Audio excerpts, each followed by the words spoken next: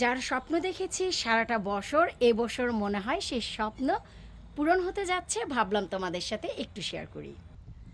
আসসালামু আলাইকুম, কেমন আছো তোমরা সবাই? আমি তো ভাই বেশি ভালো না, প্রতিদিনই এই গরমে বমি হচ্ছে আর বমি হচ্ছে, গরমটা নিতে পারি না। যেহেতু এখন ইউকেতে এই হিট ওয়েভ চলছে, আমরা কে না জানি ইউকের ওয়েদার খুবই গরম যাচ্ছে। আমরা যারা ইউকেতে আছি তারা অনেক অনেক অনেক সাফার করছি।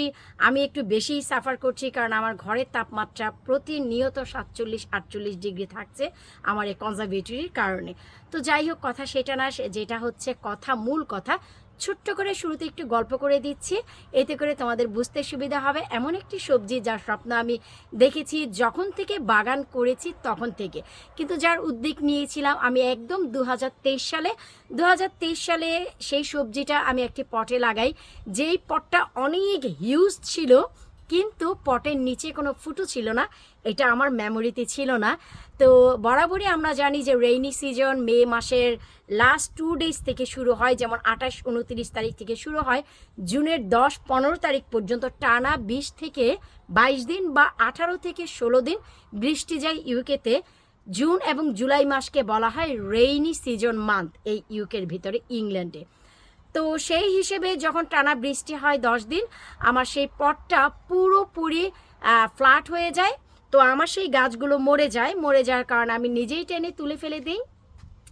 এই হচ্ছে 2023 সালের ঘটনা। 2024 সালে আমি গাছটা আবারও লাগাই, সুন্দর হয়, ফলনও শুরু হয়।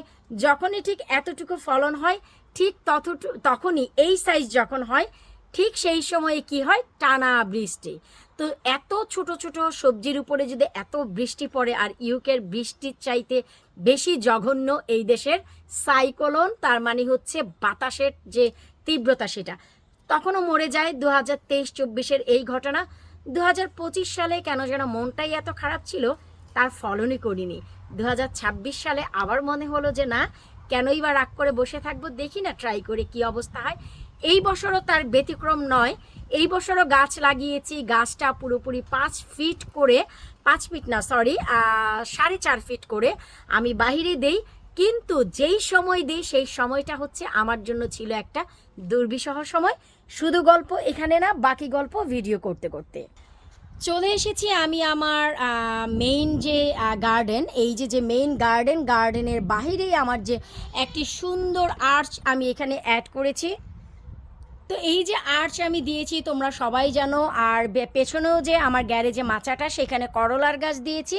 এই পটে দিয়েছি আর্চে আমি ধুন্দুল এবং ঝিঙ্গা। ঝিঙ্গা এবছর আমার ফার্স্ট ফলন, এর আগে কখনো করিনি। আর ওই পটে দিয়েছি চিচিঙ্গা।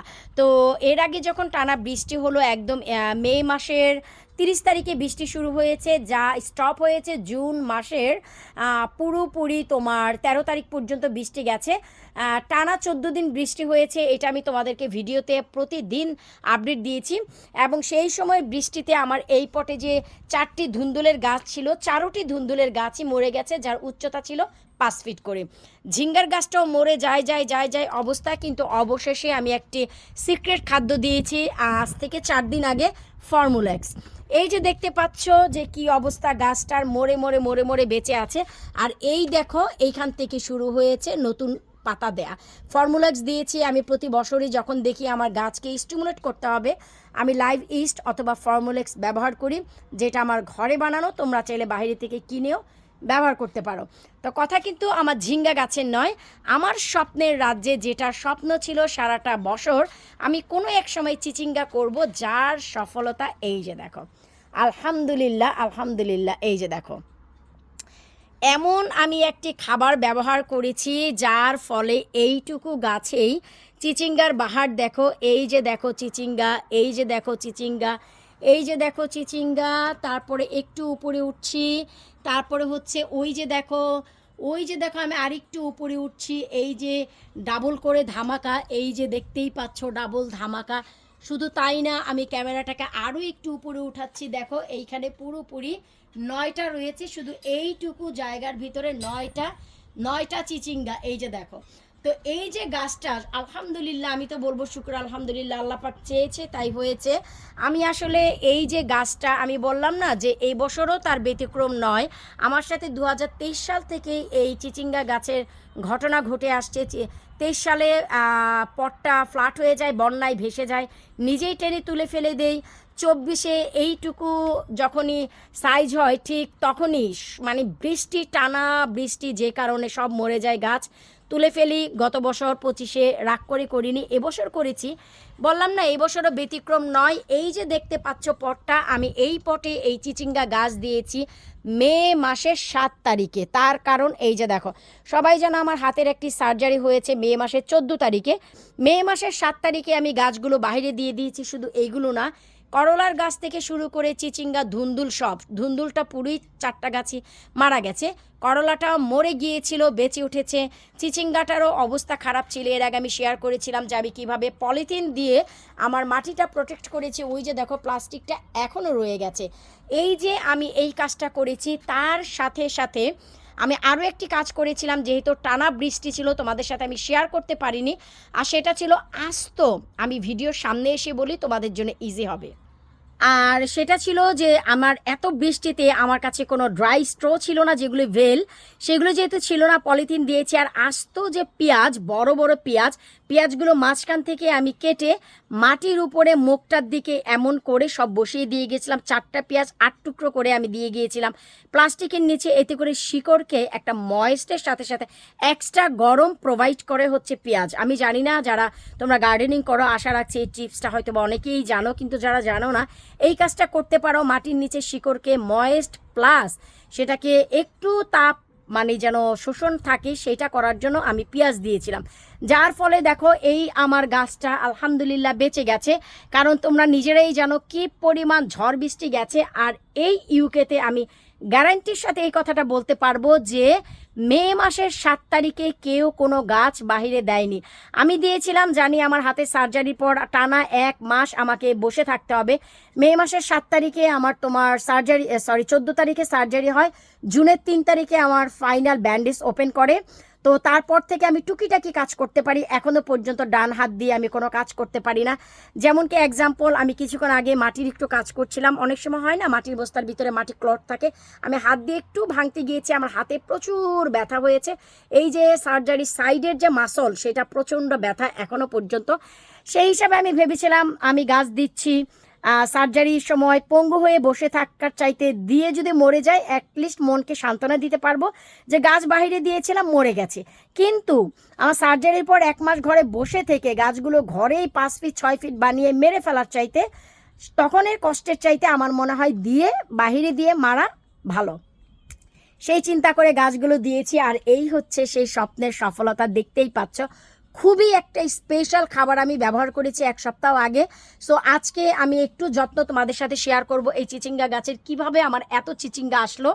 তার জন্য আমি যে খাবারটা দিয়েছি সেটা আমি আগামী সপ্তাহে দিব ইনশাল্লাহ। Keep watching my channel. তোমরা যারা এখনও পর্যন্ত আমার চ্যানেলটি সাবস্ক্রাইব করোনি, প্লিজ লাবণী কিচেন আমার চ্যানেলটা তোমরা সাবস্ক্রাইব করো, এতে করে অনেক ইউনিক কিছু তোমরা জানতে পারবা। তো চলো, অনেক গল্প হয়ে গেছে। আজকে আমি কি একটু যত্ন দিচ্ছি সেটাই তোমাদের সাথে শেয়ার করি। অনেক বেশি টানা বৃষ্টির পর, যেহেতু এখন হিট ওয়েভ চলছে ইউকেতে, অনেক বেশি গরম। আমি দিনে জানি না কে কতবার পানি দেয়, আমি সকাল থেকে নিয়ে একদম রাত্র পর্যন্ত 4 বার পানি দিই এই চিচিঙ্গা গাছে। আনবিলিভেবল হলেও এটাই একদম সত্যি। করলা গাছ বলো, আমার এই ঝিঙ্গা গাছ বলো, আমি 4 বার পানি দিই সকাল থেকে নিয়ে রাত পর্যন্ত। বড় বড় যে পাতাগুলো ক্ষয়ক্ষতি হয়েছিল অনেক বেশি ঝড় বৃষ্টিতে, তখন আমি বড় বড় পাতাগুলোকে ছাঁটাই বাছাই করে দিয়েছিলাম। তাই অনেক বেশি পাতাও কিন্তু দেখছো না তোমরা, অনেক বড় বড় পাতা ছিল, আমি এগুলিকে সব ছাঁটাই বাছাই করে দিয়েছি। তাই আমি মুখে বলে দিলাম, দেখতেই পাচ্ছ কী পরিমাণ ছাঁটাই বাছাই করেছি আমি। এই যে দেখো, এই জায়গার পুরো ডগাই দেখা যাচ্ছে। তো সেটা যেহেতু হয়ে গেছে, এখন আমি একটা খাবার দিব। আর আরেকটা যে স্পেশাল খাবার নেক্সট উইকে দিব, কারণ অলরেডি দিয়েছি, যার রেজাল্ট আমি নিজেই দেখছি কি পরিমাণ আমার এই জিনিস এসেছে। এখন আমি যে জিনিসটা দিব, চলো সেটাই শেয়ার করি। তার জন্য প্রথমেই আমরা আলতো করে, এই যে দেখো একটু আলতো করে, অনেক বেশি চাপাচাপিরও কোনো দরকার নেই, পাতাগুলো এখানেই থাক, মাটির নিচে ডিকম্পোস্ট হয়ে যাবে, কারণ মাটিগুলোতে পাতাগুলোতে কোনো ফাঙ্গাল ছিল না। নিচের দিকে এই যে দেখো, এই যে আমার কিন্তু আরও দুটি এই যে চিচিঙ্গা গাছ ছিল, যেমন কি এই যে তোমাদের বললাম না, এই যে দেখো এখানেও কিন্তু চিচিঙ্গা গাছ মারা গেছে, এমন না যে মারা যায়নি। আমি প্লাস্টিক দিয়ে ঢাকার আগেই আমার চিচিঙ্গা গাছ এখানে অনেক দুর্বল হয়ে গিয়েছিল, মারা গেছে। এই যে দেখো শিকড়গুলো কিন্তু বেঁচে আছে। আবার এই যে দেখো তোমার সাইড শুট যেগুলো সেগুলো বের হচ্ছে, হয়তো বা এগুলো বেঁচে যেত, কিন্তু আমি এগুলো ফেলে দিলাম যে ঠিক আছে বড় পটে দুইটাই হোক, শিকড়গুলো দেখো সব তাজা আছে। কিন্তু যেই এখন সময় এই সাইড শুট বের হয়ে এখান থেকে আমরা চিচিঙ্গা পাবো না। সো এটাকে যদি তোমরা একদম মানে করে ফেলো, তুলেও ফেলো, সমস্যা নেই, ভালো করে একটু নেড়ে মিশিয়ে দিয়ে এখন দিতে হবে কি এখানে গোবর সার। দেখো আমি এখানে গোবর সার দিয়ে দিলাম, কারণ এই গোবর সারটা তোমাদের এক্সট্রা এখন অনেক বেশি একে নাইট্রোজেন দিবে, কারণ অনেক দুর্বল হয়ে গেছে। টানা বৃষ্টির কারণে আমরা লিকুইড খাবার দিতে পারিনি, তারপর এখন যাচ্ছে অনেক বেশি গরম, যেই কারণে আমরা শুকনো খাবারও দিতে পারছি না, লিকুইড খাবারও দিতে পারছি না। কারণ আমি যদি এখন লিকুইড খাবার দিই তার 2 ঘন্টা পরে আবার পানি দিচ্ছি, সো খাবার কোনো কাজেই লাগছে না। তো এত মানে ফলনের সাথে সাথে আমার কাছে মনে হয় এখন এদেরকে একটু নিষ্টপুষ্ট হতে হবে, প্রচুর পরিমাণে এদের এখন নাইট্রোজেন দরকার নিজের পায়ে দাঁড়ানোর জন্য। যেহেতু এনাফ আমার এখানে চিচিঙ্গা চলে এসেছে, এখন হচ্ছে একে নাইট্রোজেন দিয়ে একটু সাপোর্ট দাও। এরপর হচ্ছে ঠিক 4 দিন পরে আমি যা করব, এই গোবর সারটাই আমার এই গাছটাকে আরও বেশি হেলদি, সবুজ, মোটা তাজা করবে, ডগাগুলোকেও মোটা করবে, যেন এই লম্বা লম্বা চিচিঙ্গাগুলোকে এরা ধরে রাখতে পারে। আর আজ থেকে ঠিক 4 দিন পর আমি এমন একটি স্পেশাল খাবার দিব, যেটা কিনা আমার কাছে মনে হয় আমার চ্যানেলের সবচাইতে হিট একটা ফার্টিলাইজার হবে, সার হবে ঘরে বানানো, যেই সার আমি হুট করেই তোমাদের সাথে শেয়ার করব না। আর এই ভিডিও বা এই খাবার আমি তোমাদের সাথে এই পর্যন্ত শেয়ার করিনি, তার রিজন হচ্ছে আমি নিজে এটা এক্সপেরিমেন্ট করেছি গত বছর। যখন আমি এটার এক্সপেরিমেন্ট করি, আমি পাশাপাশি 2টি গাছ রেখে, যার ভিডিও তোমাদের সাথে শেয়ার করিনি, যে 2টা গাছের ভিডিও আমি তোমাদের সাথে শেয়ার করিনি, 2টি পটে আমি 2ভাবে এক্সপেরিমেন্ট করেছি ওই খাদ্যটা দিয়ে, যার রেজাল্ট আমি এত বেশি পেয়েছি আনবিলিভেবল, যেই কারণে সেই খাবারটা আমি তোমাদের সাথে এবার শেয়ার করব। শুধু এই চিচিঙ্গা গাছ নয়, এই খাবারটা বলা চলে হচ্ছে একটা মায়ের পেটের বাচ্চার জন্য, যেমন প্রত্যেকটা বাচ্চার জন্য আমরা বাচ্চা হলেই যেমন টিকা ব্যবহার করি, সেই কাজ করবে হচ্ছে তোমাদের এই খাবারটা। এখন হয়তোবা অনেকেই এই শব্দটা হয়তোবা বুঝতে পারবা না যে টিকা আপু এটা কি বললো। আমরা অনেক সময় যখন বাচ্চা হয় বা নিজেরা সুস্থ থাকার জন্য, সবল থাকার জন্য ভ্যাকসিন ব্যবহার করি, তাই না?